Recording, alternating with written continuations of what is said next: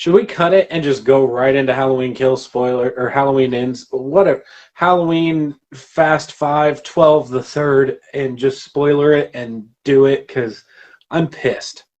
Yeah, maybe. Yeah, I think we should probably just reverse this now. Then we'll go Halloween, then we'll go Hellraiser, then we'll go Terrifier. I think we'll get less and less mad as we go. I think so. Actually, Caleb, give me 1 second, but I got to grab something to drink because I talked to dead air for 30 minutes while nobody was listening, so I'm out of liquid. I need lubrication. Well, I don't need to know what you do in your spare time. So it's water based. Shower afterwards. I just like, if I'm going to ever think I'm going to watch Halloween Ends again. I will. I'll end up buying it when it's on a Christmas discount for like $10 or less, or a gift. I might not buy it, but it just, I don't get it. Like, if you are trying to connect to the very first film, that was such a miss. If you were trying to attach to Halloween 5, all right, I can see it. I can work with it. But even then, Halloween 5 is better quality. Oh, yeah. That hurts to say. Like, okay, so Halloween 5 had one of the best Donald Pleasance. I don't care. Like, whatever anybody says, Loomis in that movie is grade A Loomis. Right. So going into spoilers now, so like we were talking about it. So I'll do this chronologically just so I can try to keep up. I've seen the movie twice now. Caleb's seen it once. I did pick up little details along the way the second viewing, but it's still trash. Halloween, the franchise, is Michael Myers. They tried to do Halloween 3 and it didn't work. This is not a Michael Myers movie. This is a Corey movie. Everybody else other than Laurie is sidelined, and even Laurie's kind of sidelined. Like, and not just that it's a Corey movie. Allison's character changed.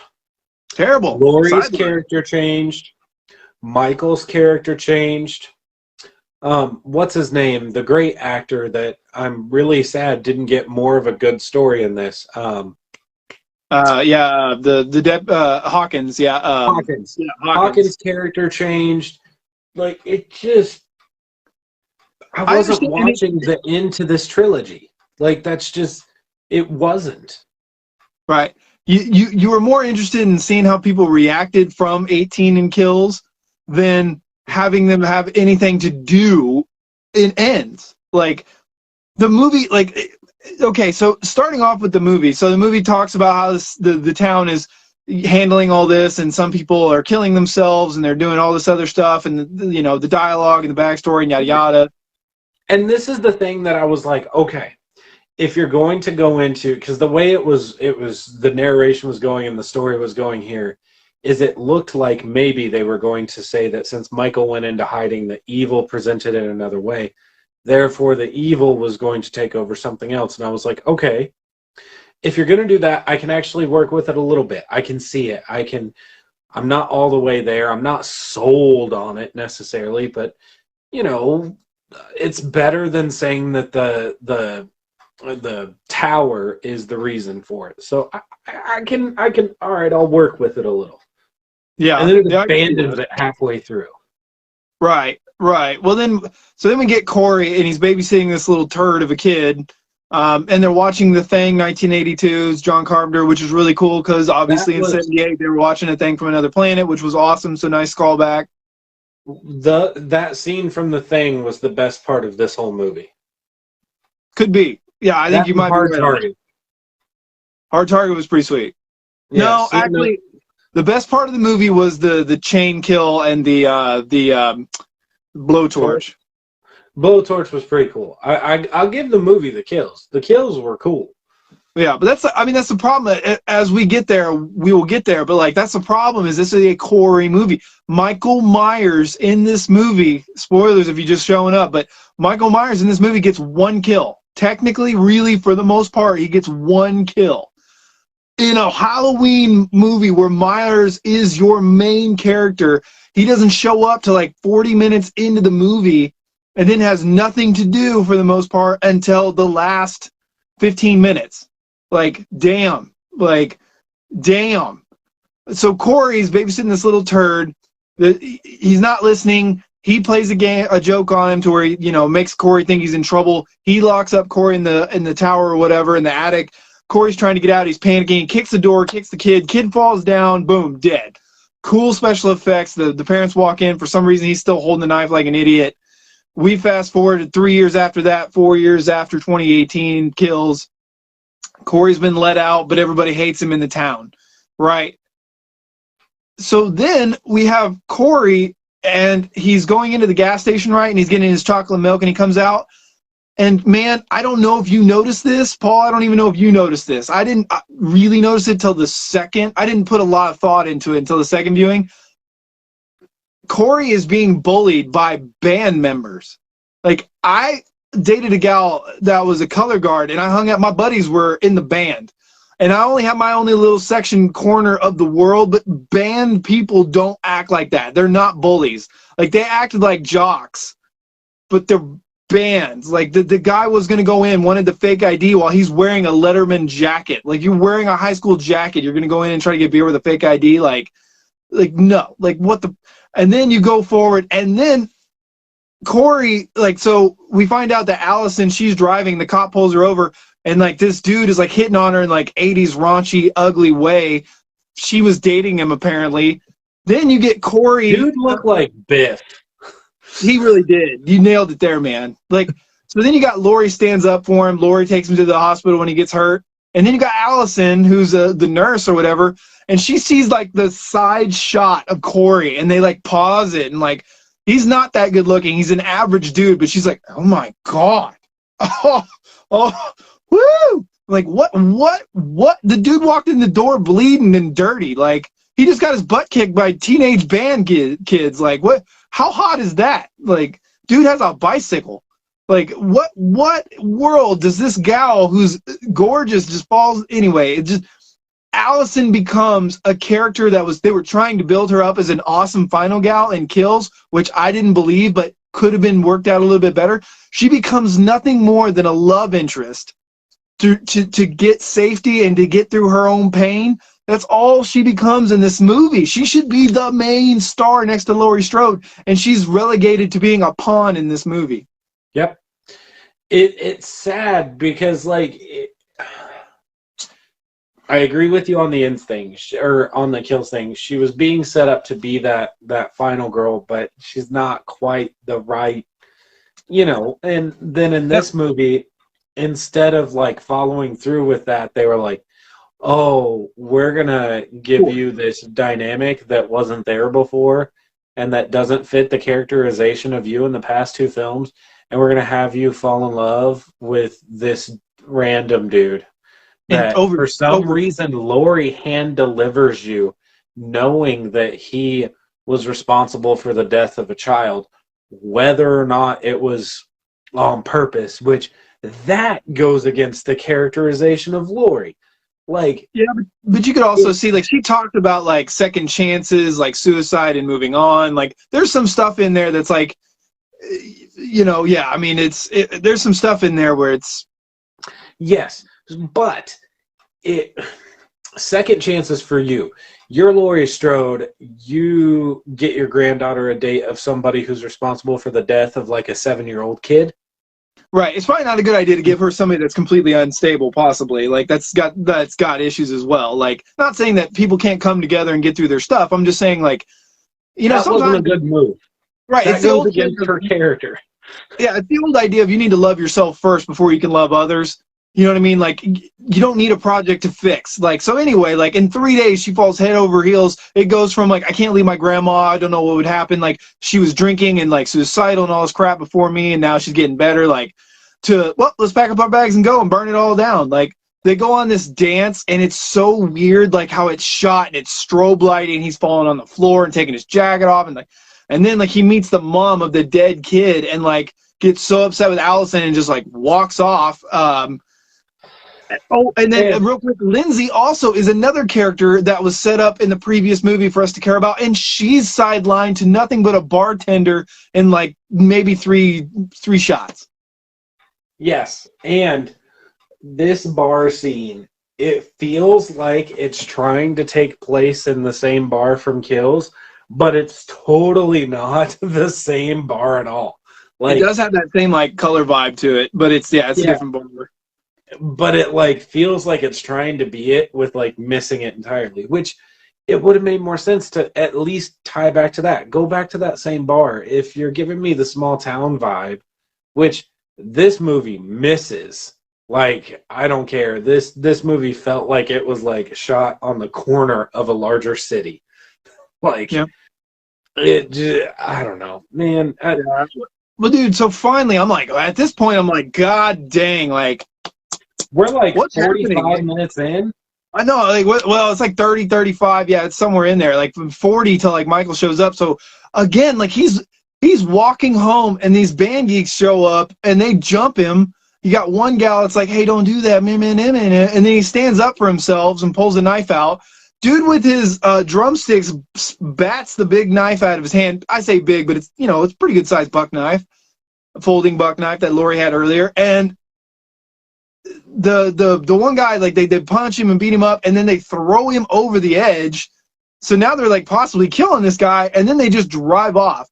So then Michael comes out of nowhere, and we don't see him, but he pulls him into the sewer, which was kind of a cool shot. And you're like, well, dang, does he just kind of like kill as he can, like a ghost almost, like.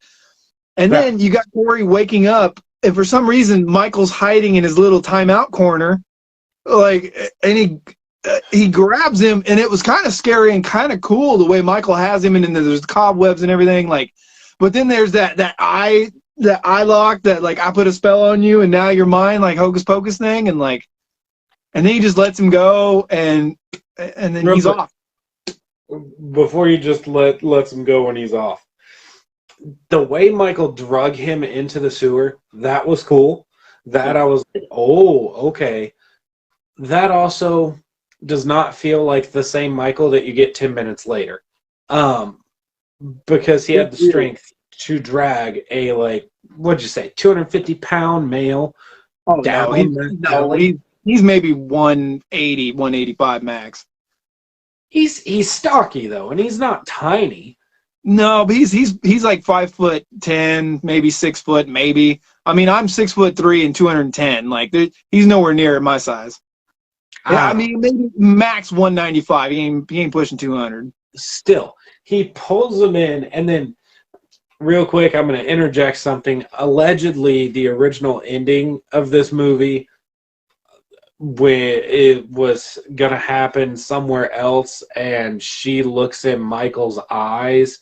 Lori looks at Michael's eyes, and then she gets the evil, which would have fit more with this scene of Michael looking the kid in the eyes, and then Michael lets the kid go. Like, right.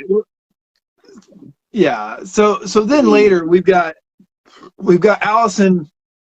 Well, we skipped the part where she came to the junkyard and whatever, and so that's when they end up going on a date, which is kind of weird dialogue. It just didn't quite flow right, but it's fine. Dialogue sucked. Yeah, it's like they both kind of need to be there for that to work. Like, it's like, yeah, and then he goes home, and he, like, the mom's being annoying and whatever, and he like, looking at himself in the mirror, freaking out. Then he goes and immediately goes over to Lori's house and shows up in the bush like Michael Myers. She goes down there, and, like, for a gal that should be, like, kind of aware of her surroundings, unagi friends, like, he just sneaks up behind her for a stupid jump scare that doesn't scare anybody. And then she's like, yeah, and now she's like, I saw Michael Myers in his eyes. Like, later on she does, and then Allison comes down, and he's like, I'm sorry. Then he takes her down to the murder house where the little boy died, and, like, what's happening? Like,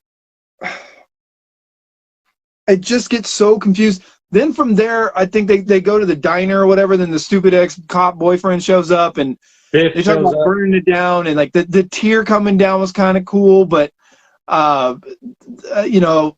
then we get We get the the Teenage Mutant Ninja Turtle scene of the franchise. right. So so the he leaves her at the house even when she invites him in for a little fun time, and he drives away, and the cop is following him. So he's already killed the homeless guy under the bridge at this point, and the homeless guy says, "Why did he let you live?" He says, "I'm Michael Myers," and he talks about like killing him and all this other stuff. Like, so the homeless guy was possessed, is what I'm thinking, and then Corey ends up killing him. So he stuffs him in the tent, brings the cop there, runs into the tunnel. The cop goes in with him. Corey's hiding, and now the weird thing is, man, and I didn't see this on the first go around, but if you look when the cop's looking at the walls, he goes, "What is that?" There's a face on the wall in the stone that looks like it's like not there by like being carved. It looks almost like it's there naturally. And there's a couple other faces too, like when Michael takes the knife out, there's other large and small faces in the stone. Like right when you see him hit the wall with the flashlight and you see Michael kind of like, stroke victim over there in the corner, you'll see it. And it's weird. Dude, that's what I saw. Is I was like, why does Michael look like a petrified turd back there? He just right. Yeah, and so anyway, that's weird. I don't know what those faces symbolize or whatever. It's weird, but so then you got Corey and you got Michael jumps the cop, and like he gets kicked off, and then like Corey's got to jump in to save Michael and help Michael out, and he's like, "Get up, help me out," blah blah blah, and then like Michael slits the throat, stabs him, and you see Michael can barely stand up straight. Like I said, he's got like a seizure, broken arm, and then like as he's stabbing the cop, you see him kind of, well, he like pauses and he does this little like Frankenstein getting electrocuted kind of thing, and then when he finishes killing him, he stands up a lot more straight as if he's being rejuvenated, and it's just so strange. He's like, "Show me how you do it." Like, so I don't know. There's this like weird chemistry possessed understanding father-son thing happening here between Michael and Corey, and it's just it's weird. It doesn't make sense. Okay, so right here is where I'm going to interject this, because I can't hold on to it anymore. In Halloween Kills, Michael Myers was more Jason Voorhees than he had ever been before, ever. He was part 7 Jason, let free in Haddonfield. That just was it. And then you're telling me that same Michael who had that much energy, took on that many people, is now this? Right. Well, if he transcends and gets more powerful the more he kills, then why did he go into should have been like just ready to go? Like why did he go into hiding if he gets more powerful the more he kills? He killed like 14 people. Yeah, he took some damage, but I believe that if he gets healed by killing people, he's 158% at the end of kills. Like, and then my dude is Super Saiyan Myers at this point, but instead we get the opposite. Right, exactly. Now it's like, no, he is human. He's over here, but now there's this weird demon, evil transfer vampire thing happening. Like, what? And like Myers just wants to go home and stare out the window. That's the best you could do with the second movie. So in the third movie, Myers he's gone. He's not there anymore. It's not important. They demoed the house and he went into hiding to become like the part of the ship in Pirates of the Caribbean. You know what I mean? Like, yeah. Where the wood guy comes down, the brain comes with him or doesn't. I will bet you money that sewer is going to be the same set we see for a new live action Ninja Turtles movie. Yeah. I mean, it really wasn't a bad set. It had decent lighting. It was kind of creepy. Like, you could see how, like, he would be hiding in there. It worked enough, but it was like, what was he doing for 4 years? Why? Like, why is he so weak when he, like, if this is what you're telling me is that when he kills, he gets more powerful, why? And then, like, he kills and gets more powerful. He's killed 2 people by the time he gets to Laurie. Why is he still weak sauce? Yeah, and the dude said, why did he let you live? Like, he's drug other people in there before. If he's done that, why? What? I'm so lost. Like I said, I think he possessed the homeless guy, and was getting the homeless guy to get people to go in there and stuff like that. But if he was doing that with that guy, then why isn't he stronger? It's like one kill gets him powered up. What's he been doing? Like, why did he possess the homeless dude? Or whatever this evil is, or maybe maybe the homeless dude was just speaking nonsense. I don't know. Yeah, Oh, we're yeah. gonna get to that. Paul. We're getting there. So yeah, so then he goes and so then he goes off and sleeps it off in the other house, right? And then he has that weird little thing between Lori that's not there, and he's like, you know, you should have given in to the evil, yada yada. I'm the psycho, and he goes full Myers. Like he's like, nope, I'm no longer that. And so that's when he goes and he goes back to Myers. He's like, you ain't nothing but a man. Like, and he goes in, and there's this stupid shoving match, and I'm just like, hold on. No, wait. Did he shove before they killed the doctor? Yeah. No. Oh no, you're right. I'm sorry. I did fast forward that. My bad. I did fast forward to that. My fault. No, you're right. So there's this moment where it was like father and son kill together, and they show up at Allison's boss and new supervisor's house while they were working towards getting busy. And she's still calling him Dr. Whatever. Like, you're about to bang this dude. Like, you can probably call him by his first name. Yeah, Dr. Blah, blah, Dr. Blah, blah. Like, what? You see Corey take dude out with a corkscrew, which, you know, that's not bad. And then she comes out, sees it, shuts and locks the door behind her. And then all of a sudden, Michael's in there. And he's just watching Michael lift her up and do the traditional part one knife stick to the wall, which that was a cool kill. Which also, John, you texted me something that was like right after I saw this scene, you were like, I don't think he's really there. And I was like, hold on, that would actually make the movie a slight stroke of brilliance. If Michael was a hallucination this whole time, I would have enjoyed it more. But I still would have given it a lot of hate because that shouldn't be the final film in the franchise. Right. Well, and I was thinking, it's like, God dang it, what's that movie I gave you, man, where I told you need to watch it? It's that old Revolutionary War movie. I gave it to you. It's God dang it, now I can't remember it. It's a DVD. It's such a good movie. Anyway, it's about cannibals, and like if you eat people, you become rejuvenated and yada yada. I can't remember the name of it now. Damn it, I need to rewatch that movie. But like when he's banging on the window and he takes his wrap off, I thought he was healed, and then later on you see his hand still cut. That's why I was like, is this in like linear timeline? Is this chronological? Or are we going back and forth? And then I don't know what he was doing. Like he was trying to like, you know, like touching through the glass, like, you know, through prison or something like that. I don't know. But yeah, that's like Paul said, that's Michael's one kill. That's his, like I said earlier, his one legit kill is this one chick that he just comes out of the closet and pins her to the wall. The other dude, he had to get Corey's help. And then the other guy, later on, Corey is dead for all intents and purposes. Like he's been shot twice and stabbed to the neck. He's dead. So like, you gave your main killer one kill in this movie. But that scene is cool. The house is laid out pretty cool. The glass, and then like you see Corey strangling him in the background and stuff like that. Like the house is a really cool set piece. It gave you the vibes and yada yada, and the creepy vibes of the doctor, and you know, gave you kind of like Halloween 6 vibes with John Strode and stuff like that.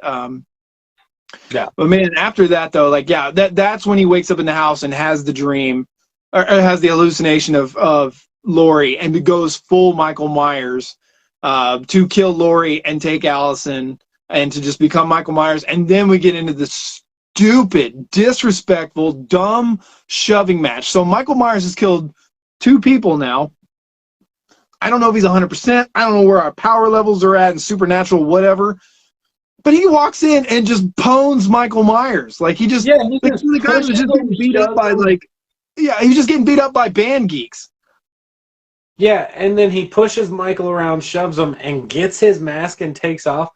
And honestly, when Michael sits up there and it played the music, I was like, I'm not even slightly threatened. Right, Like, so what? Like, yeah, like okay. he didn't even hit Myers. He just threw him to the ground. Michael's like, okay, you can have it. Yeah. I don't know. Like, Let's see. Hang on one second. the Michael in Halloween Kills would not have tolerated that. Like, that's just not. Oh God.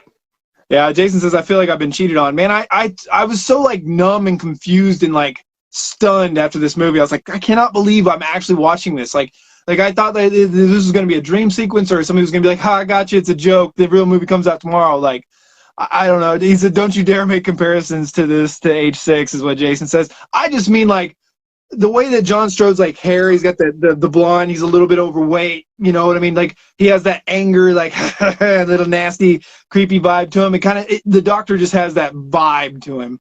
I was just waiting for somebody to say April Fools with this movie. God, And like after the credits play the real movie. Like right. That could have been fun, but dude. It's terrible. So yeah, then after the shoving match, dude, I was like, I'm done with this movie. Like, this is not a Myers movie anymore. That's exactly what I thought. After he stole the mask, I was like, okay, it's interesting. Like, if we're training Corey to take over and then maybe there'll be like a full transfer, I'm not going to like it. But I thought maybe if that's the goal is like if he becomes Myers, if Corey no longer exists and Myers gets a new body. If they pull the H4 ending, I would have respected it more than where it went. If they would have done the transfer like Jamie and H4. All right. I'm not saying that that's what I want. I'm just saying that would have made more sense. Would have been better, yeah. But instead, we've got, you're not my real dad. I'm taking your mask. And it just... Yeah. When I saw that scene, I hit pause for a second, and I really thought about just turning it off. I was just like, at this point... It was a train wreck. That was like, the movie Unstoppable with Denzel Washington and Chris Pine. I was like, yeah. I kind of just watch. It's like watching a NASCAR wreck. I'm like just watching it to watch it. Like, are they gonna fall down? It's like like so many things I'm thinking of. It's like Big Daddy was like, hey, I kind of like to go to the park and watch the skaters fall down. Like he throws the stick in front of the skater, he falls into the water. I'm like, I'm just gonna watch this movie burn. But yeah, so like there was a way I was like, maybe they can swing something here. But I was like, God, we must be getting close to the end here. So then this is where it becomes a complete Corey movie because Corey gets all the cool scenes. He gets all the cool kills. He is Myers in this movie. Like Myers is nothing in this movie. Like nothing. He's nothing. Like Corey gets the mask on, right? And the first thing he does is dispatch the band geeks. He goes to the gas station. They drive off. He goes to the junkyard repair shop, and he takes out one of them in the car. And then he gets into the truck, and he's running them down. And they went to the Prometheus School of Running, where they can't go left or right, where there's other cars and he can't get through. No.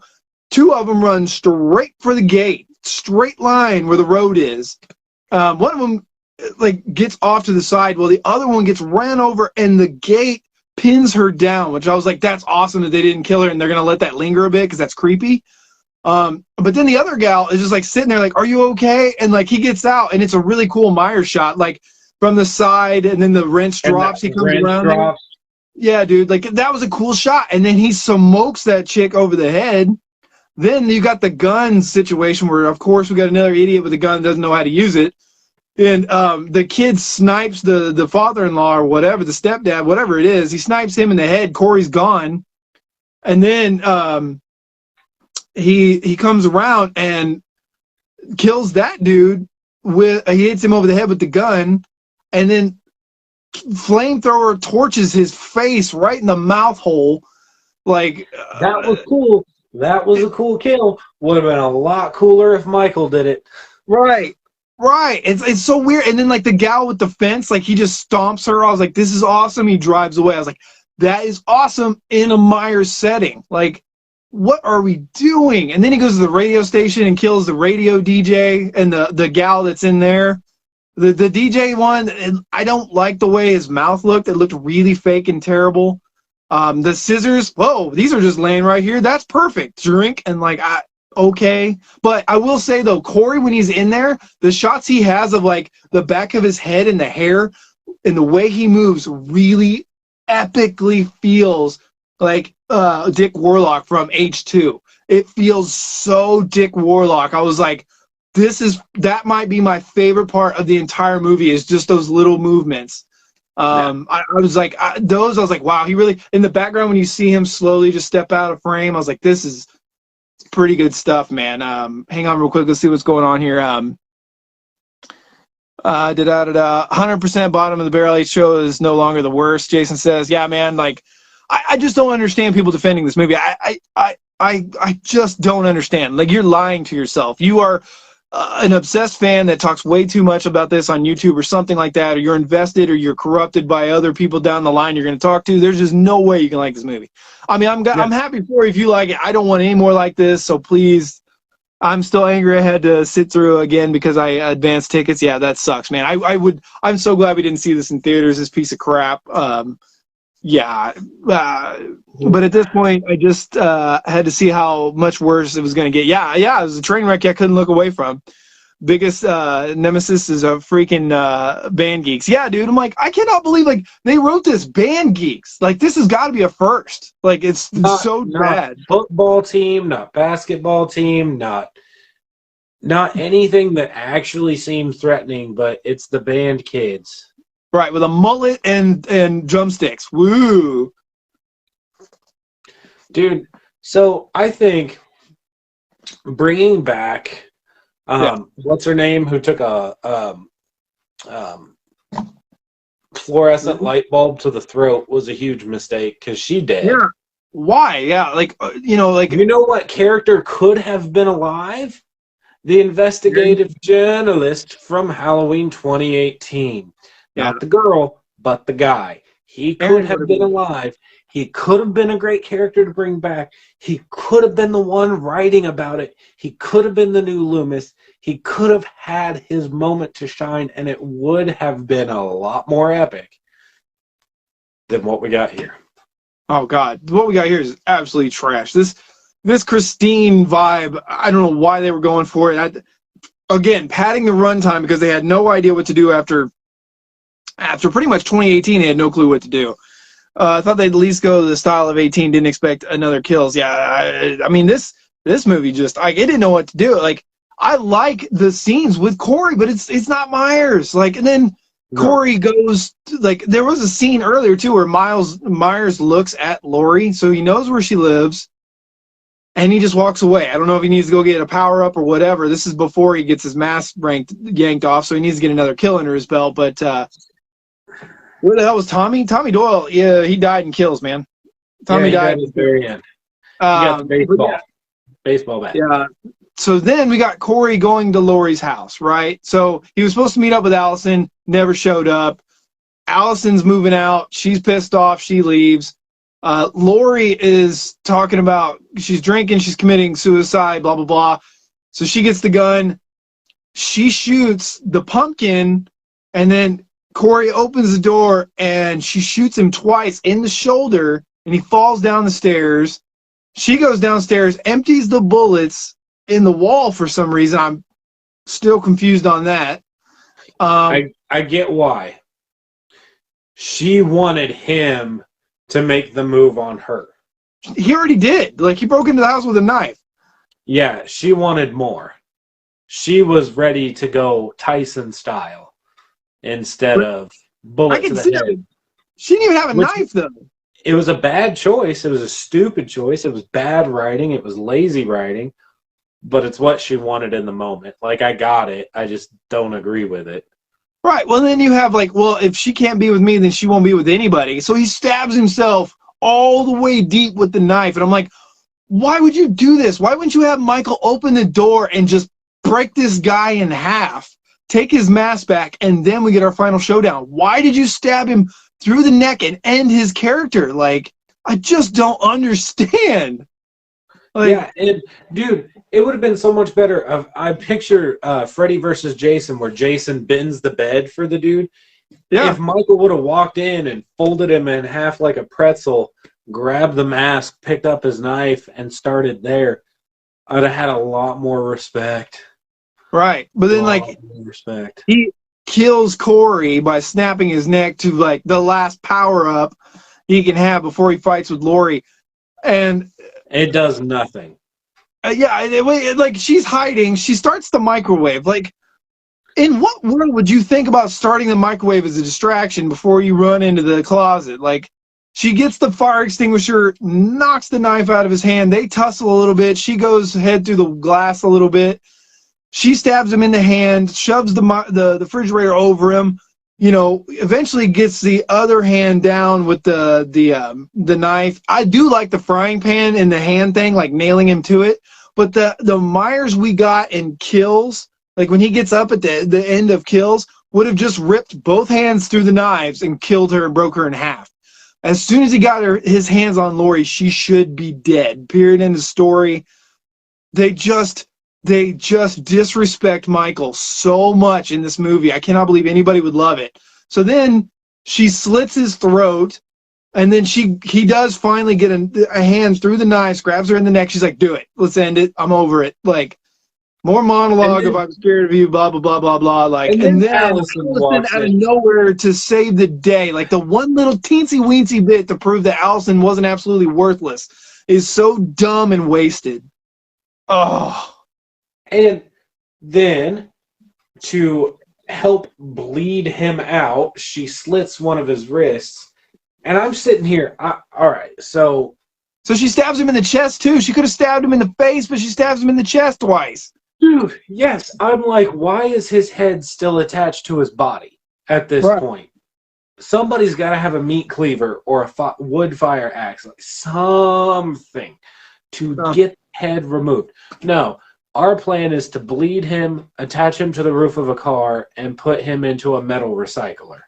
Right. So, like the way he's strung up and stuff like that, like, is he like the Antichrist that they're nailing to a cross or something? Like, is there some weird hidden message? I'm not...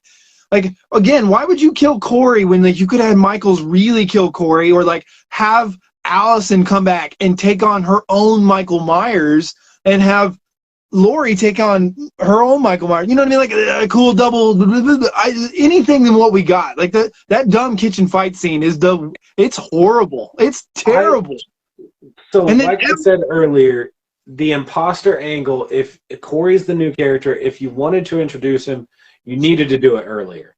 If you wanted that copycat vibe, sure, fine, go for it. But don't introduce it in the last act of the trilogy.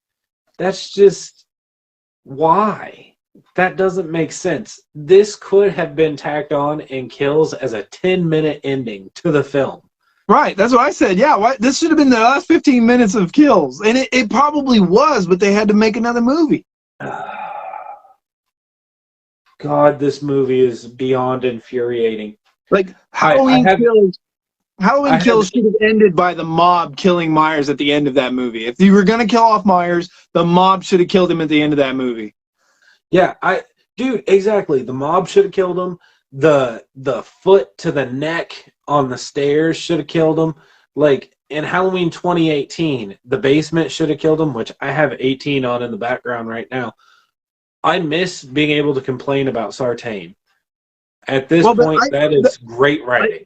But I do think, though, that, like, if we're going to go down this stupid route, like I said earlier in the spoil free, if we're going to go down this stupid route, I kind of wonder if Sartain wasn't somewhat possessed by Michael Myers, because he's like, I want to know what kind of pleasure he gets by killing. Like, I wonder if he wasn't possessed. Because, like, if we're going to go with there is no logic, but if the logic in this movie, I think Sartain was possessed. And so that is the one little thing that this kind of fills in a gap, but it's terrible. It's absolutely horrible. Hang on. I'm fine with the Doing Old Man Logan story, but he has such wuss in this movie. Dude, he's terrible. Like, what? Yeah. Why all of a sudden is he down power? Like, okay, what was he doing for 4 years? What was he eating? Where was he pooping? What was he doing? Like, he's still wearing the same thing and, like, crippled up 4 years later. Like, what logic are we using? If they would have went the route where, like I said, where John was like, dude, I don't think he's really there. Is it a hallucination? Like, that I would have at least been able to get there, but I still would have been like, where the hell was Michael if he just disappeared after he killed Karen? Like, it doesn't make sense. That would have just been sequel bait. But to have him be this like leader, get a protege, and then unceremoniously kill one person and then croak at the weakest fight in the history of Halloween movies. That it was 2.5, 3 minutes, and it just wow. Like, Right. really? That's how we want to, dude. I don't care. Halloween 2018 is where it ends for me. Like, Yeah. it just like it ended perfectly with the house on fire and you hear the breathing. Maybe he escapes, maybe he doesn't. It's open to interpretation. Halloween Kills, I get it. Stab in the Dark went bad. I get why people love it. I do love the kills. I love Michael, but I think that the movie is trash. Halloween Ends, just nail in the coffin of garbage. Just It's terrible, yeah. And then like Jason's talking about the pedestrian style motorcade. Like I don't know how you get the entire town together. I know that there's more killings and that the radio tower's on fire and yada yada. But like all of a sudden everybody's together. This is how we do it tonight. Like and then once again you barely see the sheriff. Like he's in there for like 1 second. His character, that dude, He still had a job after kills. Him trying to hunt down Michael along with the investigative journalist that I can't remember his name and Lori and Allison. That movie is the movie I would rather see. Right. Hawkins, the police, and the sheriff had nothing to do in this movie. They were wasted. You're telling me with all of that tension you could cut in that room with a knife that Hawkins and Lori hadn't started living together already? Get out of here. Like what? Yeah. Why are we stretching this relationship out so far? Like y'all are at the tail end of your lives. You better say it now. Like right. I don't understand. Like 4 years. Yeah. Anyway. Yeah. And then then they tie Michael down to the top of the car, and then I never thought like this was going to happen. Like when Lori gets in there with Michael, I thought Michael was going to come back alive and drag them both down. I thought, wow, this is really stupid to get in there with him. Dude, that's what I was hoping for. Like, I was like, that would at least give me a moment. Like, he reaches up, grabs her as he's going down. I will give you that the CG did look good there. It looked better than in Texas Chainsaw 3D, where the wood chipper was the only CG and it looked really bad. But still, like, if Michael would have grabbed her too, I'd have been like, okay, the ending was really good. But everything else was trash. Yeah, I cannot believe they actually grind him up all the way, no coming back, like no paramedic. His mask was off because, of course, we got to take it off every 35 seconds. The mask is still on the table at the end of the movie. Why? I don't know. Hawkins and her are hopefully going to get a happy ever after, I guess. Allison gets to just be Allison. She'll go find another love interest, and that's the best her character can ever hope for, I guess. Like, this movie just is trash all the way. Like, all your expectations are just they're never gonna fit in this movie. Anything you ever thought or planned was never gonna make sense in this movie. Like it.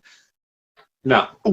Again, why Allison and Lori would even be in that town anymore after what happened is the dumbest thing. Also, like why the sheriff still has his job makes no sense either. Like there's just so much crap. Corey is the best and the worst part of this movie. Just like Buster Rhymes in Resurrection, he's the best and the worst part of the movie. I don't know what to tell you. I would rather watch Resurrection, Halloween 5. I think I'd rather watch Seed of Chucky at this point. Like, it was bad, man. Like, yeah. I'm looking over my notes real quick to see if I missed anything. Yeah.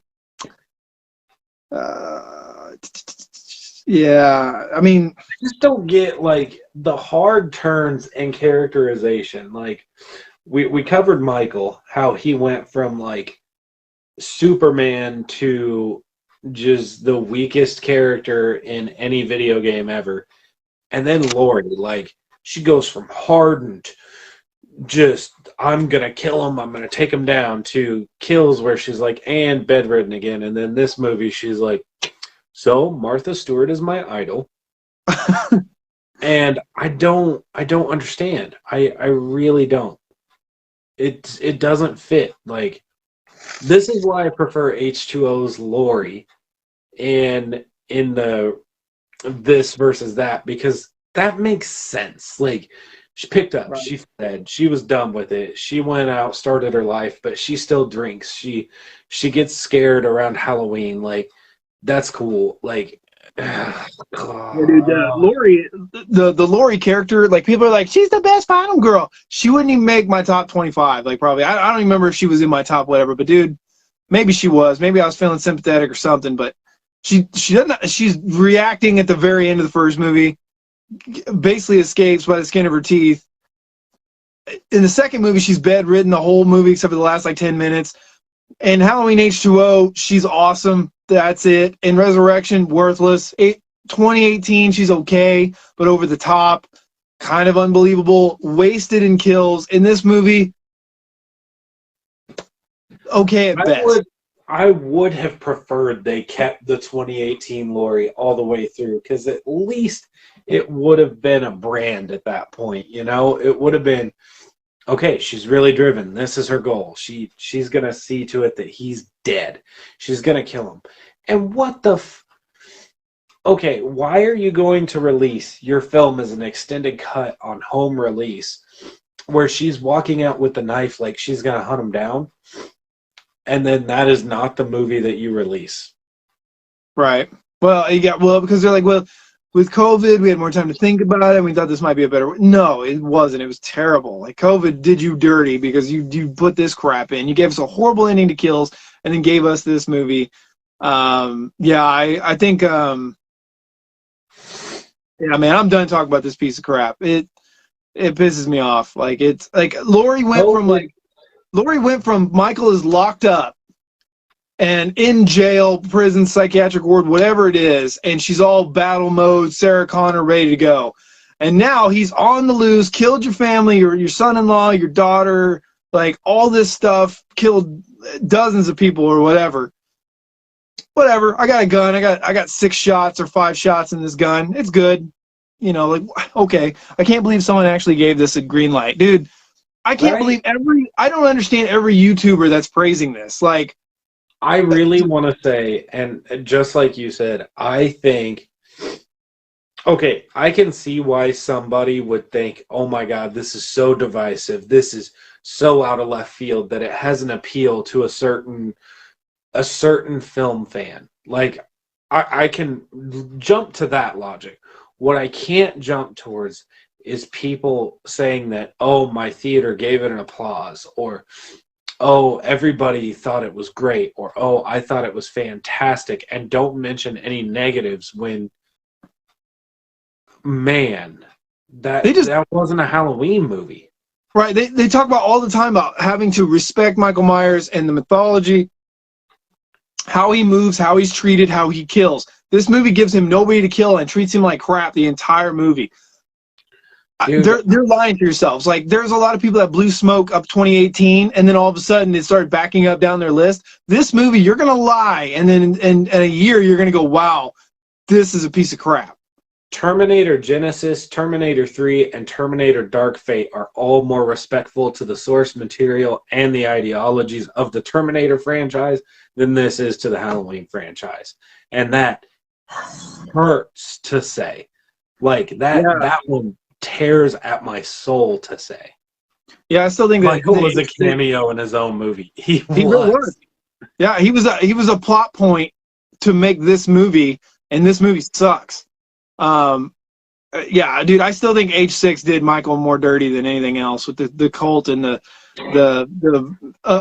niece angle, and then the way it did everybody else dirty in that movie too. Also introduced new characters I didn't care about, in favor of passing the torch, which I thought was stupid. This movie is H6 and Rob Zombie 2, where it's like this fever dream out of left field. I don't know what to do. There's already been so many movies in the franchise. Let's just do this.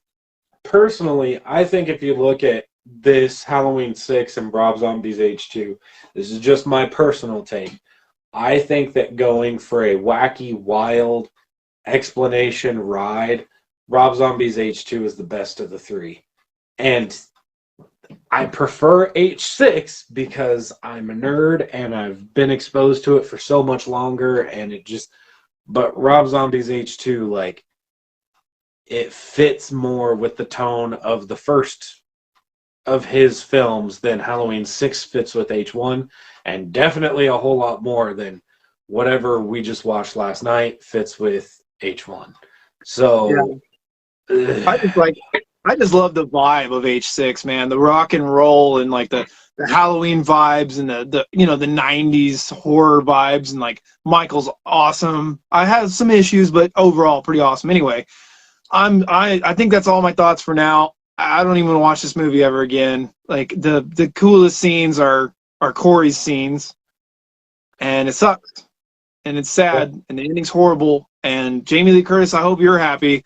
I know your star power, producer power, pushed you into surviving 3 movies where you should have died in the first one. I don't know what happened with Andy Matichek, if she pissed somebody off. I don't know what happened with the gal who plays Lindsay. I don't know what happened with Hawkins. Like, I don't know what you did to these other characters and why. I just don't know. Dude, I don't know. You did them dirty. This movie had a 75-year-old Activia peddler versus a malnourished, broken, demented man who did not know what was happening. Like, I just... But it did... God. Like, I'm it's done. weird. It's weird because, like, I hate this movie a lot more than I do Kills, but Kills pissed me off more because it was close to greatness. Like, if you just tighten up the script, if you just changed a few things, I'd be okay with it because Michael was awesome. This movie has nothing. The dialogue still sucks. Not horrible. It's the best dialogue in all 3 movies, probably. It's shot well, looks good. The music's good. The acting for what they gave him to do is good. It's just the story is trash. The vibes from the first 2 movies is trash. Comes out of nowhere. Was not set up. Gave us characters we didn't know about at the last minute of the game. I don't understand. I just trash movie. I don't even want to talk about it. I just thought of something. There was a recent, like, Friday the 13th potential announcement, and you know Friday the 13th is guilty of stealing everything it's got from Halloween and just upping the ante.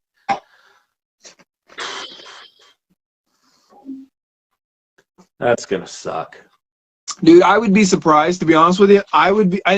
Money talks, right? Like, Halloween 18 made big money. Kills made good money. Diminishing returns. This will have diminishing returns also. I guessed 85. I'm going to guess 65. Like, with the word of mouth on this, like I said, all the critics and stuff are trying to blow smoke, but everybody that, anyway, I mess around and find out. Like when you fumble the football like they did in Game of Thrones, and then all of a sudden you lost Star Wars, it would not surprise me at all if Blumhouse loses the rights to The Exorcist because of this. I don't want to see that Exorcist movie, like, even a little now. Nope, have no interest. When Halloween 2018 came out, I wanted Blumhouse to get the rights to Jason and Freddy, and now I really, really don't. Nope. Like, not even a little bit. Nope. I want somebody kind of unheard of, new blood to the game, and somebody who understands what those franchises are to get those. I don't want somebody who's made a mockery of the source while claiming that you wanted to be the source. Blumhouse is the new Platinum Dunes. It's becoming formulaic. They tried to do something different and it failed. And I think they're going to fade out. I think they've just had too many generic, like, yep, sounds good, green light it, and then like this, like, yep, well, let's finish this up and get on with life. Like, yeah, terrible. Just terrible. Anyway, let's move on to happier times. Let's go to Hellraiser. I don't have a whole lot of spoilers for this other than some middle road stuff, but I have to say, with Hellraiser, it was interesting because I was homesick, and I decided to go ahead and watch it. And I had very, what's the way to put it? I had moderate expectations, but I had hoped that it would reach greatness, because if if a horror franchise really deserves to get that, I think Hellraiser is it, based on the source material, based on what the Cenobites are capable of, based on the world that it provides. This movie just happened to be, in my opinion, kind of mid-tier. With a sequel, with a little bit of growth from the Cenobites, I think that it could go further. And with Leviathan, which we'll get there, I guess, but that's kind of the ending. It's leading over into Hellraiser 2 territory, and I am interested to see where that goes, because that guy sucks. Right. Yeah. The box is cool. I like the way how it transforms, and then there's the 6 levels or whatever it is that each one's pleasure, pain, knowledge, whatever it is. And then when you get to the end, you get the introduction with Leviathan and yada yada. I thought the little blade thing was interesting in the beginning, but at the end, I was like, okay, stop touching it. Like, get one of those little, T-Rex extender hand things and stop touching it. I didn't understand why it needed to cut you, and I also didn't understand why it made you feel like you took like 6 hydrocodone and laid down. Right. And if that's the case, if you are the marked one, and you are, because that was new, if you are the marked one and you're going to get that high feeling and they're going to get you, why is it that a couple of people can transfer, no, don't get me, we're going to go get them? Well, that's weird, because they gave her the option, which is strange, and I don't know if that's because like the game is over if you kill the last person that touched it. So they were like, "Look, you get 2 more people, we'll let you go, and we'll give you something in return." So I don't 100% understand that. I thought that was a little strange, but I think it was a way to keep the ball rolling. It really did feel like a situation where it's like, and then there's this, so we can keep the story moving. That felt a little forced. So where I said that writing was kind of failing, the main character, again, the actress, solid. I didn't have a problem with her. It was the character themselves that I just really didn't like her. Like, right, gave us nothing to like. No, she's not the worst person in the world, but she's not the best either. Like, I don't really care either way. The boyfriend, I really didn't care about. The brother and the brother's boyfriend are who I cared about. So, long story short, chick is dating a guy while she's in some sort of, like, recovery process. I can't remember if it was alcohol or narcotics or what. I think it was narcotics. But I think it's both, I think. Yeah. She's dating a guy who's into all that. Brother doesn't approve. She lives with her brother. They get in a tiff. She goes to dude's house. Dude says, "Hey, I know where some rich people keep some stuff, but they don't watch it. We should go steal it, get some money. You can move out, start your own life, blah, blah, blah, blah." They do that. It happens to be, I can't remember which exact configuration the box was in at the moment, because that does matter here. It's not like the previous films where it was just the box. I thought it was in the standard box at that time. Anyway, it may have been. I can't remember which configuration it was in. They get it. For some reason, she gets in a fight with her brother about her usage and decides she's going to move out that night. He starts to feel bad after a bad dream and decides to go after her. She's playing with the puzzle box. The blade comes out. It misses her. She drops it. Brother goes, picks it up, trying to wake her up. It cuts him. He goes to the bathroom to never return. Surprise, surprise, surprise. Right. CGI chains come out of nowhere. And then the gang decides to Scooby-Doo this for some reason, which I don't understand. My first thought is, nope, that box has got to go. Like, bottom of the ocean. Peace out. Right. They found out who the box belonged to from the container, and then they had to go to the mansion, and then the Cenobites kind of kick it into high gear. And so again, this movie, it was about what, maybe 45, 50 minutes in before the Cenobites were like, and we're off. But once they're on the screen, they're there to stay. Like they are a constant. And Chatterer was awesome.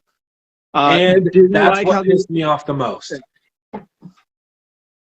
She uses the box to pick her two, and one of the two she picks is Chatter. You killed Chatter. One of the most famous, most beloved Cenobites. You killed him. First movie. Mask looked cool. I will say that. Mask looked horrifying. Like, of all of the Cenobites, of all the Cenobites, that one was the freakiest. I don't know, man. And then some rich dude wanted, was it pleasure or power or whatever? Yeah, and he had this box that was sending these wires through his nerve endings, through his chest and back, and would tug at him. That box looked like a great time.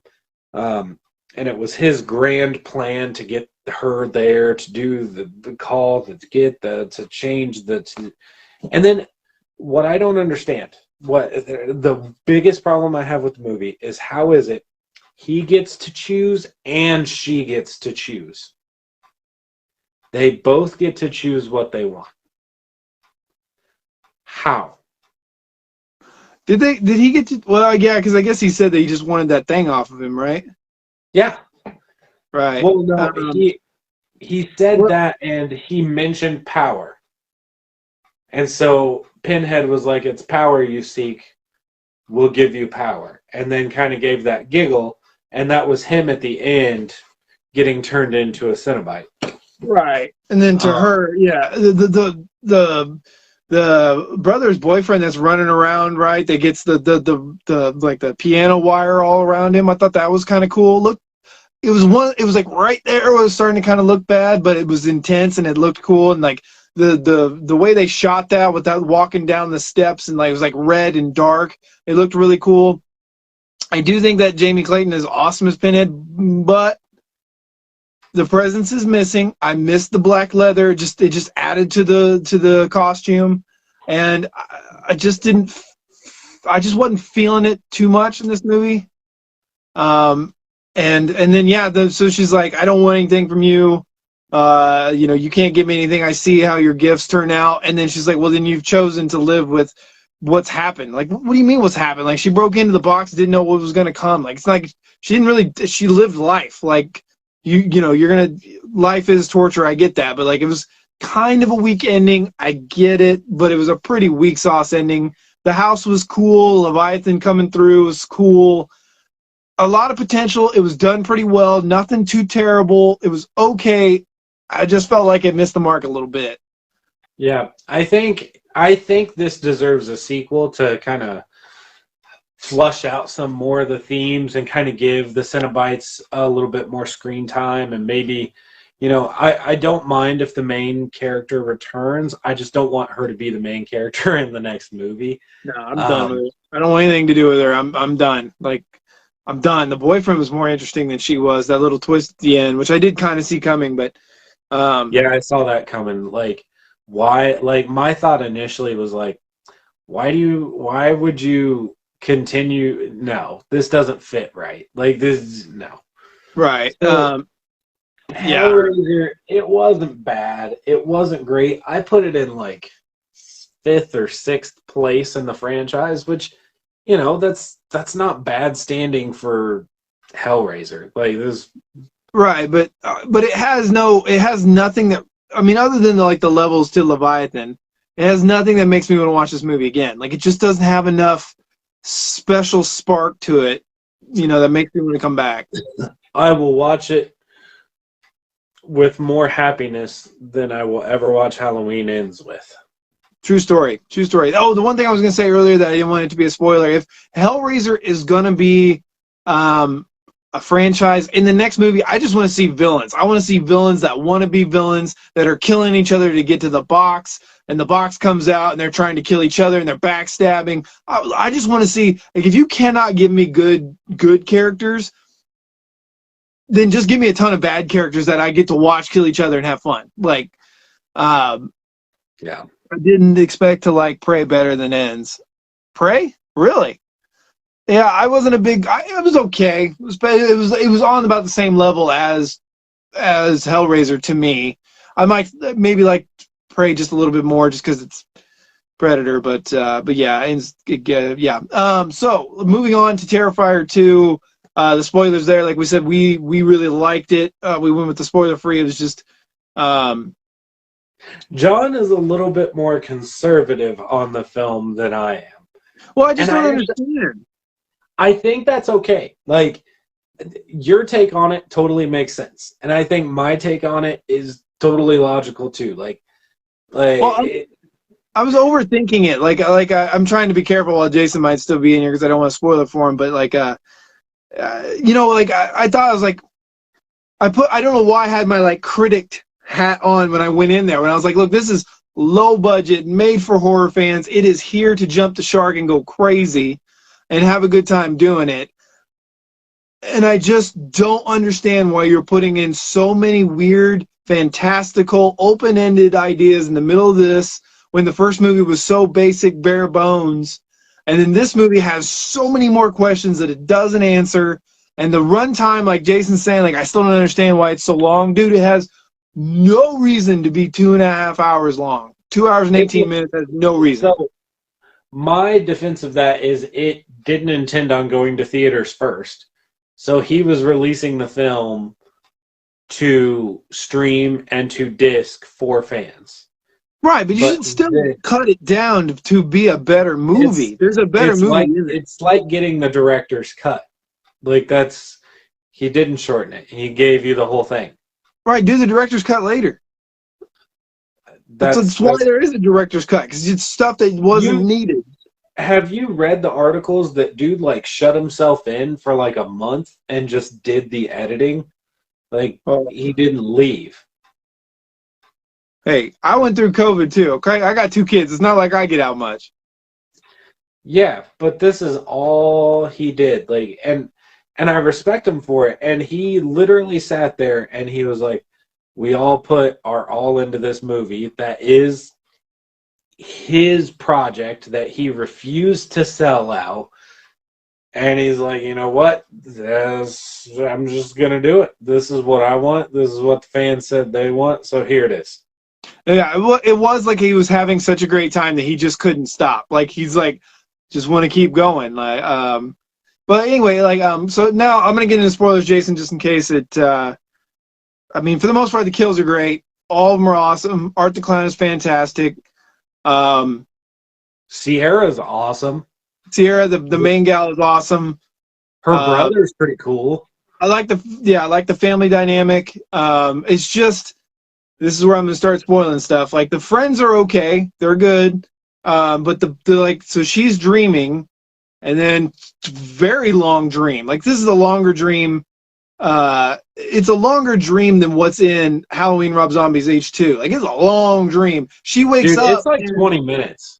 It is long. It's like 10, 20 minutes. It's a very long dream sequence. This is something, again, weird dream sequence. Yeah, more gore, more craziness, more art being awesome, but it's long. She wakes up and the candles, like, so she's been working for like 4 months on her Halloween costume of this armored with wings and like a sword and all this stuff, like, and then she wakes up and the candles like burst into flames, like they just shoot flames out of there, like the Chiefs are gonna run through the tunnel, like, and I'm like, why? Like, what's happening here? And like, so there's this thing where her dad was starting to lose his mind, and like maybe I think he had cancer or something like that, and like he was drawing in this notebook, and you get drawings from the first movie where the dad was drawing the deaths from the first movie, and then it shows deaths in the second movie and other stuff that's happening in the second movie, and maybe stuff in the third movie we don't know yet, and it's got an awesome picture of Art the Clown in it and stuff like that. And it's like it's asking more questions, like, why? What's happening here? Like, and then we go further on, and the son was going to dress up like Art, which is fine, cool. I would have loved to seen that costume. Would have been awesome. The scenes with Art in the costume shop are awesome. It's probably one of the highlights of the movie for me. This movie introduced. That was hilarious. You put that in your mouth, you got to buy it. Right. the movie introduces a side character, a sidekick to Art that's very Harley Quinn-esque, and I just don't understand why. They said that, I wouldn't say Harley Quinn-esque. I think she represents like his child. okay, but even still, like it's like so last year when everything with the events of the 2016 Terrifier were happening, a little girl died, and so this girl becomes like this next demon for reasons. Art is chasing down Sienna and the family for reasons, which is why I think the dad is a big part of Art, or is Art. Like when the dad died, he became Art, and like that transition of dying and becoming a demon, like he saw everything coming and like wrote it down. I think that's could be like the escape, the way this goes, and would make more sense. The warnings and stuff like that. So Art is for whatever reason hunting down these kids, and that's a focal point. And the side character, Harley Quinn-esque like character, is there but doesn't do a whole lot in the movie. Does a is cool looking, but doesn't do a whole lot. The beginning of the movie where he goes into the washer dryer and like cleans his outfit, I don't understand why. But his face automatically gets cleaned. It just was weird. Just seemed like, once again, cut it out. Like, that'd be like a cool little short, like a day in the life of Art. Boom, here you go. And then in the third movie, like I said earlier, or in the third act, like they get to this amusement park, and the big thing is called the Terrifier, and it's all going down, and like the friends are dying in gruesome and horrible ways.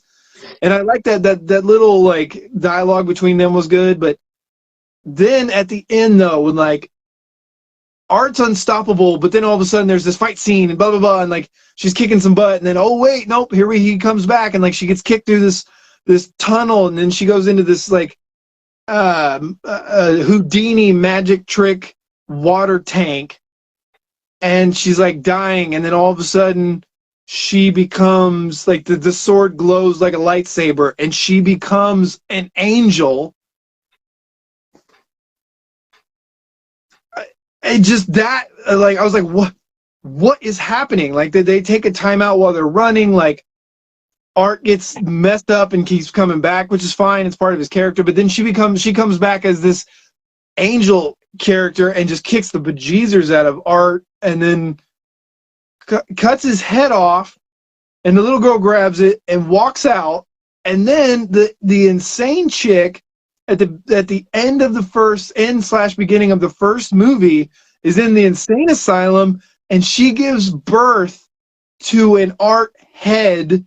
So the little girl takes the head away, and like all of a sudden the crazy gal from the first movie gives birth to Art's head. I don't understand. Like I said, like it's like they had Jaws, and then they had the shark, and then they shoved an Acme rocket in his rear end, put a ramp, and fired him off. Like I'm like, dude, it's like Looney Tunes meets horror. It's nonsensical, but as I said before, if any franchise has the right to just be like, you know what, let's go bananas. It's a franchise that stemmed from All Hallows Eve, which was an anthology series that was bananas. So taking the intermission character and giving him a showcase movie where it's like, okay, this is what he's capable of. This is what our limited budget will allow. It's like 85 minutes. Here you go. Cool. And then one day you get a sequel that has 4 times that budget. You can do a lot more. It's just crazy how this one, it went from 78 Halloween to Halloween 5/6/Rob Zombies in the next movie, which you're right. I completely agree. And I don't know why I put so much stock in all this, but like I said, on paper, I get it. Like he had this in mind the whole time. Here's this demon, and to counteract it became this angel to help counteract this evil. But how it's done with the lightsaber and in the tank, and then like I get it. It's like it's a symbolism thing, like baptism in water, and it's just how it happens. Like I said, my eyes rolled so hard that I didn't realize my head was moving over to look at Caleb.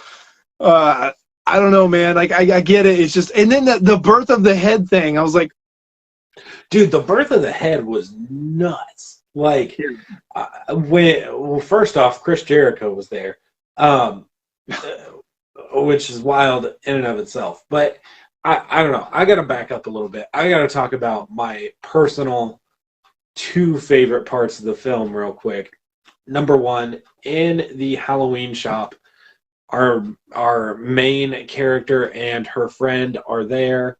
Her friend decides she's going to leave and walks past Art awkwardly.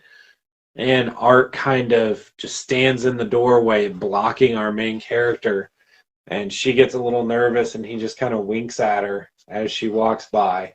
She decides she's going to go buy new wings after the old ones caught on fire in her room spontaneously. And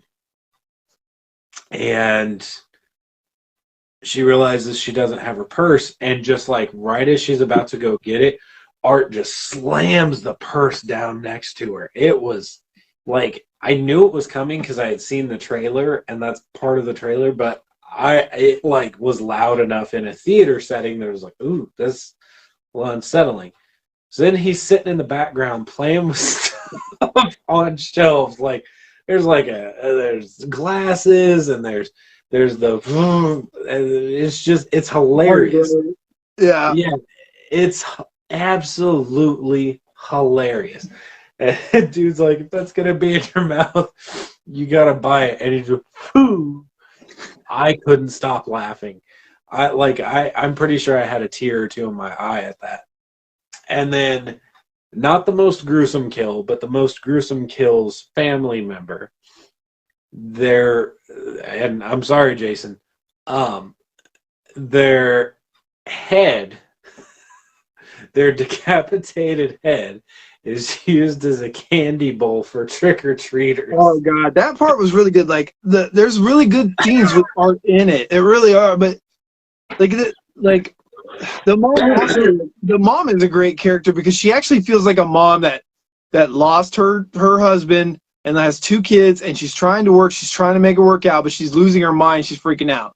Like the mom, like the acting was a little off, but you know, it's lower end acting, it's fine, she did a good job. But like later when like the car gets wrecked, and like how did Art know that was something she told the daughter earlier?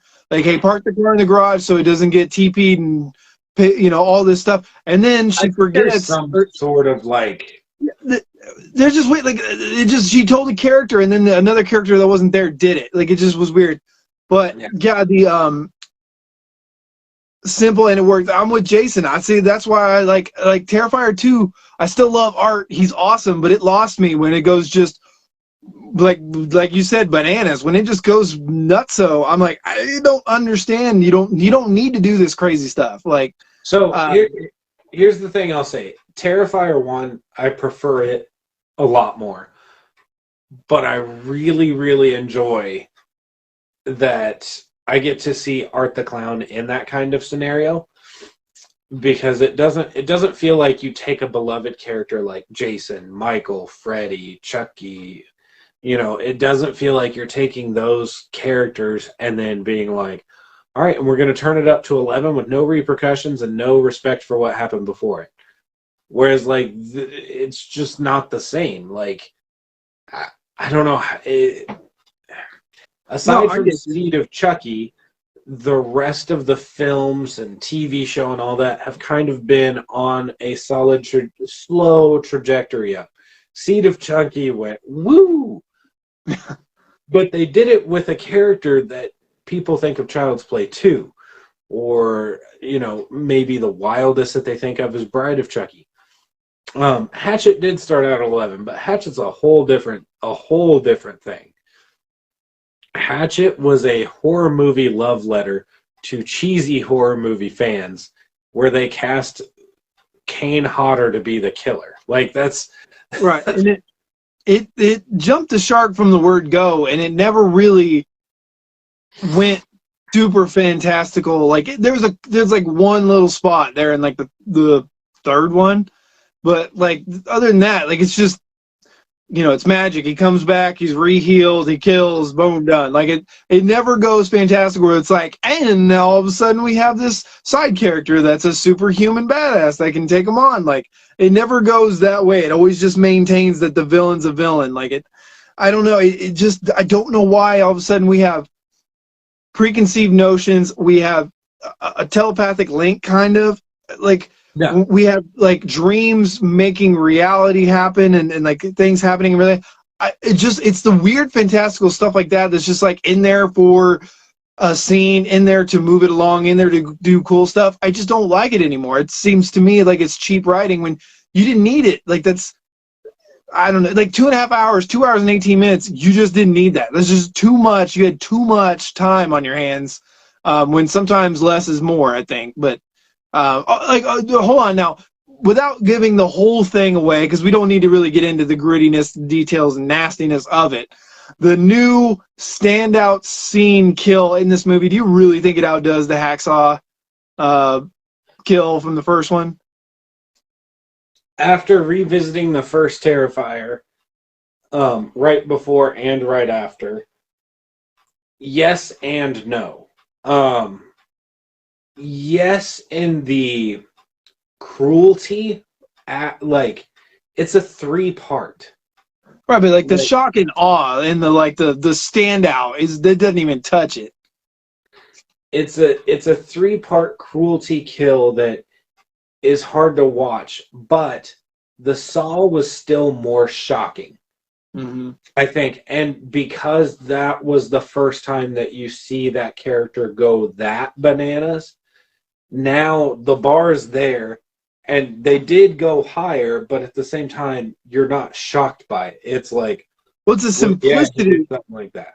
It's the simplicity and intensity of it, where it's just like, holy God, like that's one thing upside down and go down the middle. Like this new kill is like, and we do this, and we do this, and we do that, and we and we and like all this stuff. And you're like, whoa, like. It's just more of along the lines of just torture and beating the bejeezers and like all that stuff, which is great, and it's a good kill, and it's impactful. But like I'm more of like the mashed potato kill, not kill, but the mashed potato scene, or the even the gun scene in this movie, or like really for whatever reason, like the big standout just didn't. I don't know. It's good. I just didn't. It wasn't a standout for me. Like I don't know. I thought it was so a lot of people are going to regard it as like one of the most gruesome horror movie kills of all time, and I can see that, but at the same time, it did feel like it was literally just trying to top the Saw kill, because at this point you have to, which means the next film will have a kill that tries to top this one. Like, I get it. They got to do 1 and 1 and 1. But unfortunately, because of that, it just feels too on the nose. I think that all of the other kills in the film were better, more genuine, more well thought out. I feel like this one was only there for the reason to top that previous one. Yeah, same here. Yeah, and then the penis kill, that was pretty. Just wow. The tip. Just the tip, man. Whoa. Overall, very fun. You know, for the $250,000 low budget, didn't sell out, did his own thing. You know, it's cool. I respect and support him. I think it's cool. I just think that there is a better movie in the movie he shot with some editing and tightening it up a little bit. I think that there's a better movie with doing a couple different things, because you just, you know, it's fine to have like one little twist, a couple little things leading to this, but this thing was like, it went so far wacky in the third act that I was like, I just don't understand why. And then like the relevance of the main character, I hope it gets explored and it's fleshed out and we figure out why. I do think that hopefully in the third movie it'll fill in some gaps, answer some questions, and away we go. I do think that Art is probably just a demon during Halloween. They come out, they cause havoc. That's the end of the day. Like I don't think it's going to be super deep why he's there, why he's invulnerable, yada yada. But we'll have to wait and see. But yeah. So, question: how would you rank the 3 Halloween film releases this year? Halloween, Hellraiser, and Terrifier 2. Worst to best. God, man. Worst is Halloween Ends. I mean, there's just not even a question. Like, it's just a bad movie overall. Like I said, shot good, looks good, acted well, cinematography, music, all that.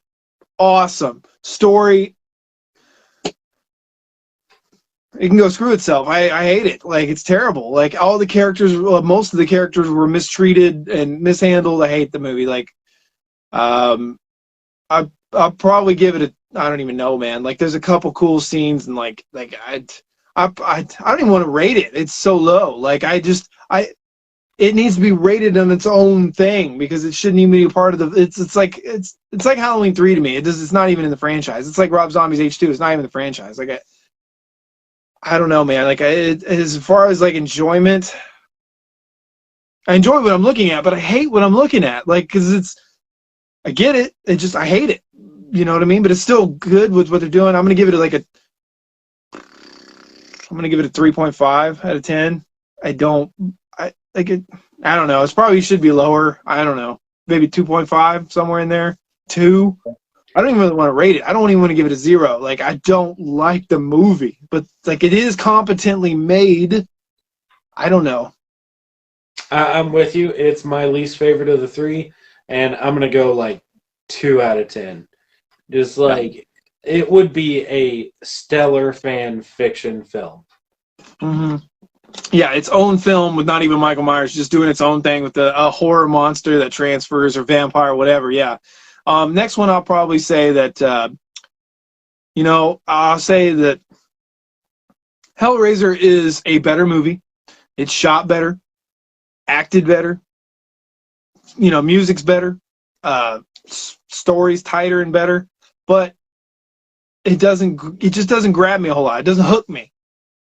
Like, it's just solid all the way through. I enjoyed it. It was entertaining.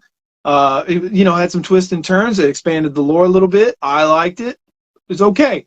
I'd give it probably this is gonna sound bad, but I'll probably give it a 6.5. Yeah. Like, I don't mean that to be bad. It's just it's great. I just don't. It's just not for me. Maybe it just didn't blow my socks off. What's your next one?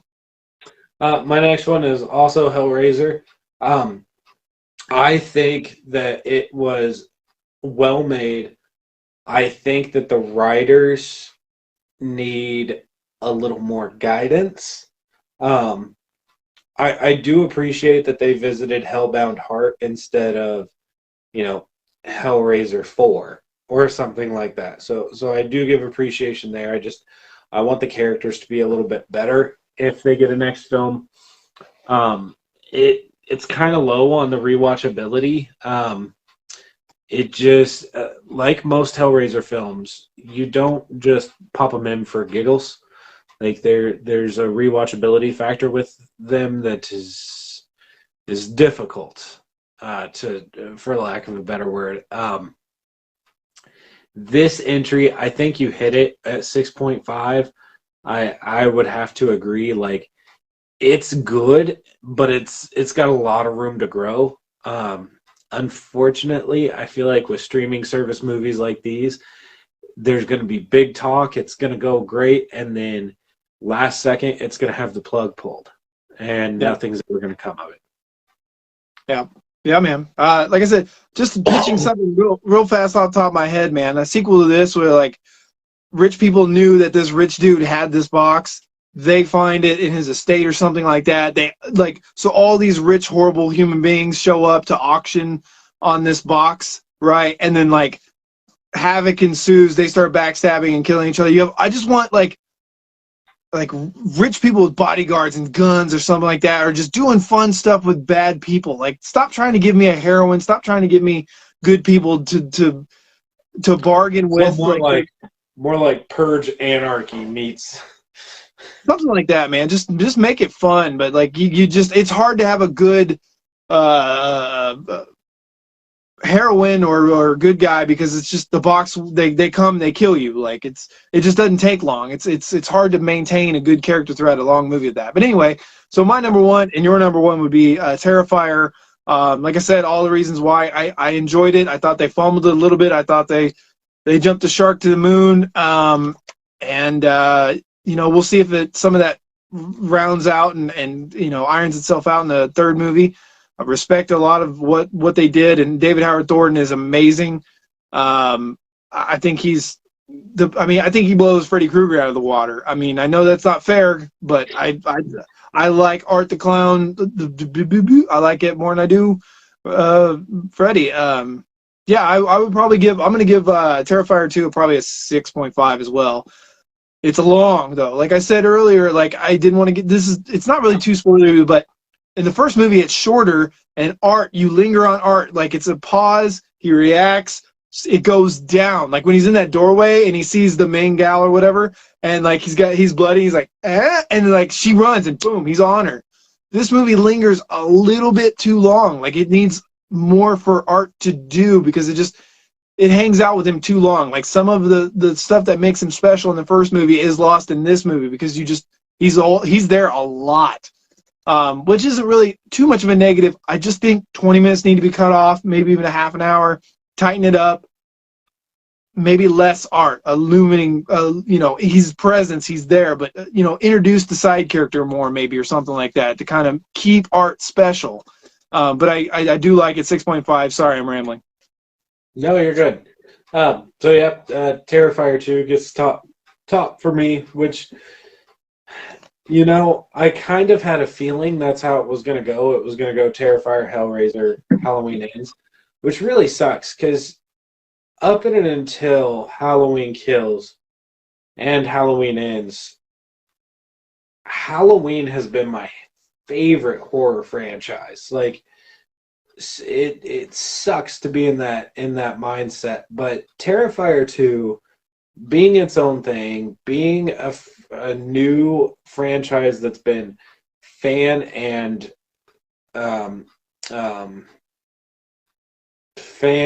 staff funded, I am all for it. I am here for it. So knowing what the budget was, knowing what was actually put into it, I have to give it a 7. I think rating a Terrifier movie a 10 just isn't right. Like, like you can't just give a Terrifier a 10. Like this is you'd have to judge it by, like, if All Hallows Eve is a 10, or if the first Terrifier movie is a 10 for what it is. But you can't just, like, out of a movie, out of enjoyment, cinematography, action, acting, blah, you can't. So I am excited to see what Terrifier 3 brings, because there's no way we're not getting a third now. I just hope that Damien Leone keeps the rights to it and doesn't sell it.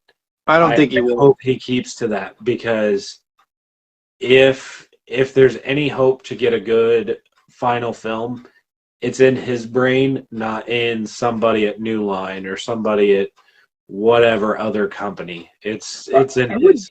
I wouldn't mind it if he gets that third movie out and then he sells the rights, because he's like, good, I said everything I wanted to say. I got nothing left. You do your thing. Give me some money. I'd be down for that. Give him a payday. We have his vision if he has nothing left. Or let them do like a one movie deal, but he has to be like, approve certain things or something like that. But Jason says, I'll take Texas Chainsaw. Spoiler alert, but Texas Chainsaw 2022 is my favorite horror movie of this year. And yes, I've seen X. I've seen The Black Phone. I've not seen Pearl. I haven't seen The Northman or The Barbarian yet. But Texas Chainsaw is my favorite horror movie of the year, as sad as that is. But I do love the movie. So far, same. Yeah, crazy. Hey. Crazy, man. What happened? I don't know. A lot of possibilities, but the other problem is like, people are overhyping certain things. Like, X is a great movie from start to finish. I really enjoy a lot in that movie, but it never got to epic level status everybody was talking about. X is probably a solid 8 all day long. 8. But it's not a 9. It's not a 10. Black Phone is a solid 7.58, but it's not a 10 like everybody was making it out to be. Yeah, Jason says none of us saw this coming with Ends though. Nobody did, and if you, unless you were like deep diving for spoilers, you're a liar. As soon as I saw a trailer where I don't remember which one it was, where Laurie says, "I see the same thing in his eyes," I knew we were getting a copycat or another killer or something like that. And I was in the back of my mind the whole time. I was like, they're going to overdo that. They're going to overdo that. They are going to overdo it. And watching it, I was like, I hate it when I'm right. I hate it when I'm right. Like, I didn't think it would, like, I knew it was going to go too far. I did not think it would go that far.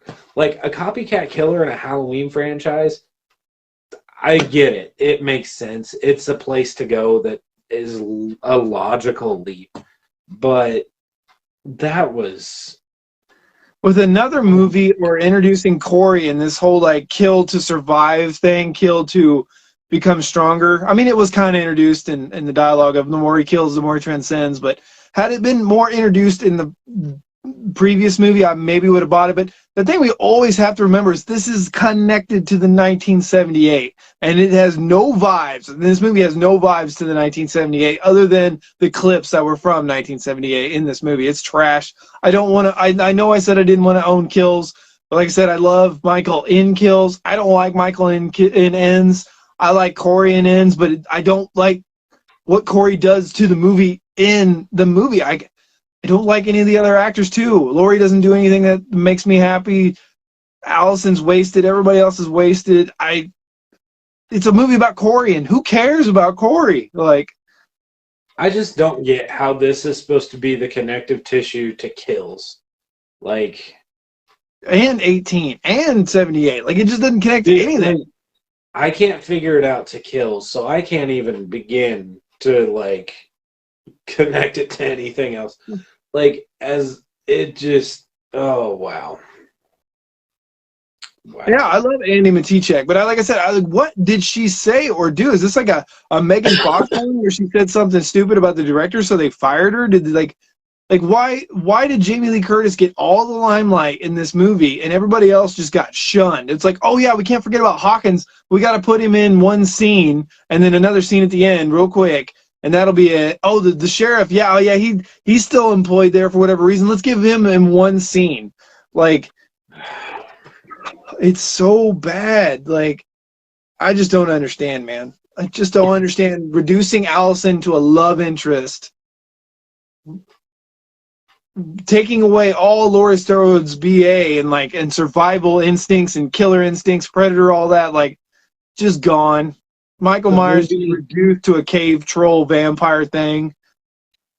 In my mind, the movie that would have worked, Allison, Laurie, Aaron's his name. Aaron and the sheriff. And, of course, now I can't think of his Hawkins. Yeah. Kind of forming a little bit of a band together would have been 10 times the movie. And that's what I don't understand, because it's the direction they should have went with Kills. It's the direction that they should have went with Ends. Honestly, there shouldn't be Ends. It should have just been one movie after. And really, it didn't even need it. Like, the way 2018 ends, it just... That's where it died for me. Yeah. Yeah, this is the Last Jedi. Like, they just... all your expectations and everything we've been building you up to will show you this trajectory. Okay, we're going to go over here. We're going to do a lot of stuff that's going to piss you off. Awesome. That's what makes the fans happy, is when you subvert expectations and do everything stupid, especially disrespecting beloved characters. Like, I mean, I don't want to hear it. I don't want to hear resurrection crap anymore about Busta Rhymes at all. Like, and what pisses me off, the people that are defending this movie, and then they're still trash on everything else, but give this movie a pass for whatever reason. Yeah. I'm done. It's sad. It makes me not want to watch this trilogy anymore. I'll watch 18 and pretend it ends there, just like I watch H2O and pretend it ends there. When I watch H2, 1981, I pretend it ends there. Same thing with Rob Zombie's first movie. I pretend it ends there. Like, there is no finish line for this. Like every single timeline just screws it up. Like, I don't know. It's sad. It's deflated. It sucks. Like I'm just numb and I just so confused and just empty. I'm just empty with this. But I don't know. If you stop at 81 H2, that's a pretty good ending. Yeah, it's hard to beat. Yeah, it's hard to beat. Yeah, yeah, because H4's ending's pretty stupid. H5 is pretty stupid. 6 is pretty stupid. H2O, if you use the resurrection ending, very stupid. Resurrection ending, pretty bad. Like you just can't. After the first two movies, you just can't give a great ending. I am so exhausted of saying this Halloween movie looks great on paper and terrible when it was made. Like that. Yeah, man. No, I'm.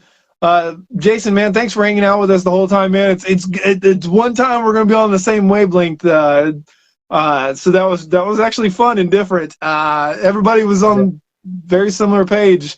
But yeah, thanks for watching. Next week, assuming everything goes well and whatnot, I think we're gonna probably be doing a ranking of the entire franchise. Guess where this one's gonna go.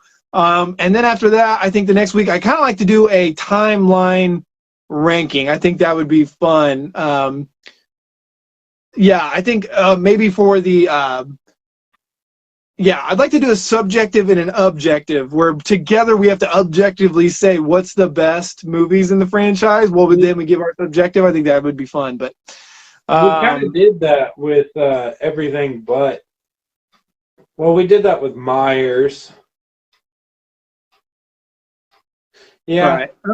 Yeah, I don't think we did it with the mask though. Well, I think we did a brief thing with the mask. I think we did. This is the only timeline we've all agreed on. Yeah, man, it's brutal. I want an apology, and that's what some people are like. Well, the toxic fandom, like, dude, this is a big reason why we started this channel, is because we love horror and we talk about it. In 2018 Halloween with like 2017's It took horror to the next level for this next generation of horror. Like we have gone and watched 2018. I saw it like 2 or 3 times in the theater. I own it on Blu-ray. I own Kills on 4K. Saw it once in the theater. Got Peacock to watch it. Talked about it. We've talked about this franchise ad nauseum. I've invested my time and my money in this franchise and my heart. Like, I spent life in my heart. I knew hell would not have him. Yeah, like, dude, like, it is okay to be pissed off about this movie. Not like death threats, not like being like a child about it, but like, people that want to be mad, let them be mad because they've wasted their time. Like, if that's how they feel, that they've wasted their time and their money, let them be mad to a degree. Like, you know, I don't know. Like, toxic positivity and just being happy with a turd sandwich doesn't mean that the turd sandwich is going to taste good. I don't know what to tell you. There is such a thing as toxic positivity. I don't know if anybody wants to hear that, but it exists. All of the yay sayers saying the movie is great. The one thing that I don't see them saying is, like, I try and preface when I make a choice that is a film that I like that is a bad film. I try and preface it with, I understand and I get it, but here's why I like it. Like, why is that so hard to say? Like, Ends is a divisive, bad Michael Myers Halloween film. If it was its own thing, it could be a fun Halloween time horror film, something like that. So saying the same thing about that movie, why can't people do it? Right. Well, it's the problem. It's also the difference between just like you can enjoy watching a movie and never watch it again. Like, yeah, that was good. I got everything I need. It's like Hellraiser for me. Hellraiser 2022. I liked it. I might never need to watch it again. But I am not invested, and I don't love the franchise. I am invested, and I love the Halloween franchise. That's the difference. Like, and it's a different level of quality, respect, effort, all that needs to be there. Like, it's just there are some, and like, people just don't do a very good job of like self-reflecting and explaining too. It's like, yeah, I get that you hate this movie. I love it because da da da da da. Doesn't mean it's a good movie. I just enjoy it because da da da da. There is such a thing as guilty pleasure. People are like, it's not guilty. If you enjoy it, just enjoy it. No, it can still be a horrible movie and you can enjoy it. Like, that's what a guilty pleasure is. Like, stop saying that it's not cool to say guilty pleasure. It's fine. Like, there are guilty pleasure bad movies. Like, people go out to make a bad, funny movie. There are movies that are so bad that it loops around and it's awesome. Like, I don't know, dude. Like, people complain about the complainers. I'm like, dude, stop. Like, let me vent and let me let this out because I've talked about it. I've waited for it. Stop it. I wonder how YouTube is going to treat this upload in the comments section if we get some commenters. Yeah, I don't know. We'll see. I don't know, man. I'll probably. I don't know if I'm going to cut this up or not and separate it out or not. But maybe just do one huge upload and then dice it up. We'll have to see. But we'll see, man. So yeah, check us out next week. I've also got some new custom videos coming up. I'm finally starting to wrap up on that, and I'm going to start doing some unboxing of all the stuff I'm surrounded by. So thanks again. Like, comment, subscribe. Keep it going in the comment section. We really appreciate you guys. Jason, we'll see you later. Bye-bye. Peace. Like, comment, subscribe. Keep it going in the comment section. We really appreciate you guys. Jason, we'll see you later. Bye-bye. Peace.